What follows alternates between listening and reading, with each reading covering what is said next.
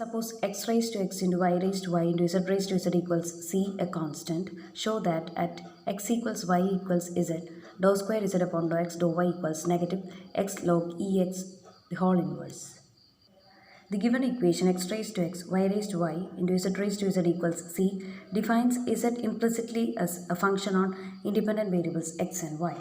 From this notation, it is clear that z is the only dependent variable and x and y are the independent variables involved in this expression.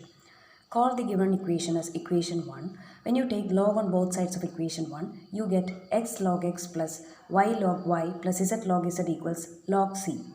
This is because log a raised to b becomes b log a, and we have log abc equals log a plus log b plus log c. Using these two properties, when you apply log on the LHS, you will get this expression. Call this as equation 2.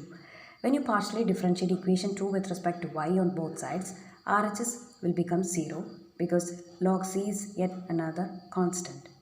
In LHS, we have x treated as constant and z depends on y. Therefore, we have to take partial differentiation for these two terms.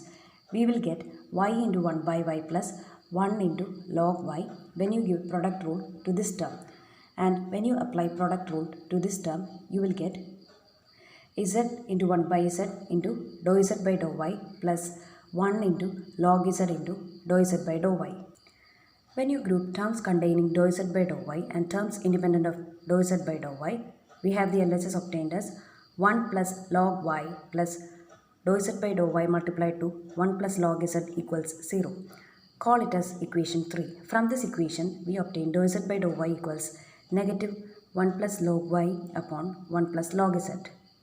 When you partially differentiate equation 2 with respect to x, treating y as a constant, you follow similar steps, and by the application of product rule on the LHS, we get the terms z into 1 by z into dou z by dou x plus 1 into log z into dou z by dou x plus x into 1 by x plus 1 into log x equals 0.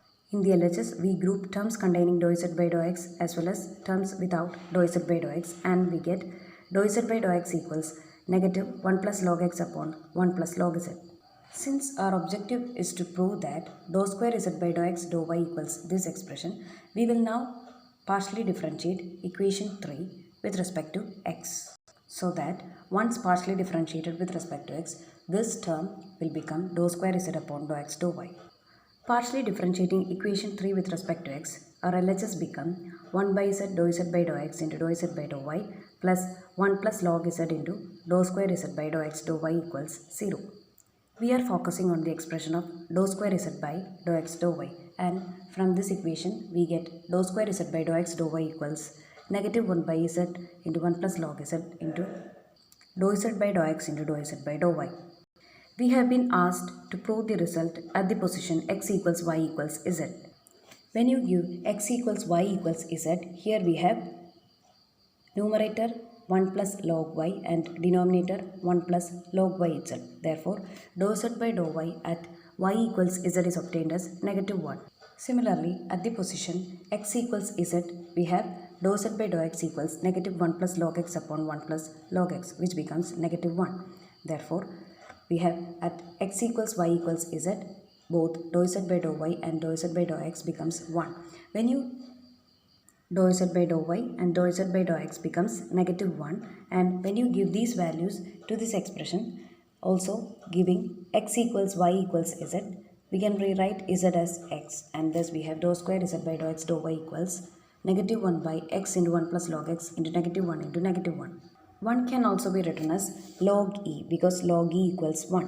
Thus we have dou square z by dou x dou y equals negative 1 by x into log e plus log x, and this can be written as x multiplied to log ex because log a plus log b equals log ab.